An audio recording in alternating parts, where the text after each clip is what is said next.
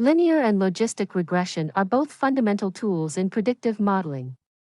However, they serve different purposes based on the nature of the data being analyzed.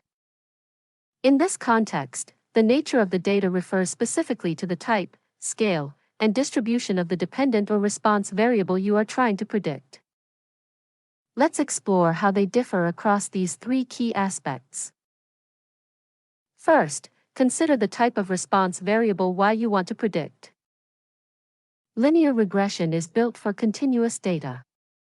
You use it when predicting a quantitative variable that can take any numeric value within a range, such as predicting temperature, a person's height, or house prices. Logistic regression, on the other hand, is built for categorical or discrete data.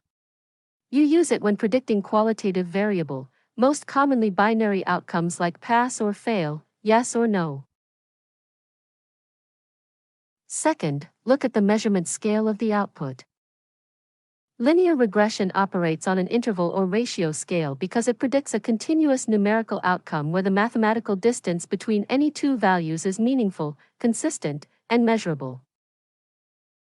Logistic regression, on the other hand, operates on a nominal or ordinal scale because it predicts the probability of an outcome belonging to discrete, distinct categories rather than measuring a continuous quantity. Finally, consider the probability distribution of the dependent variable.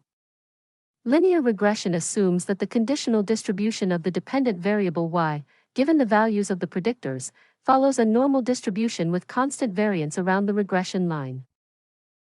Logistic regression assumes the outcome follows a Bernoulli or binomial distribution, where the variance of the outcome depends directly on the predicted probability itself.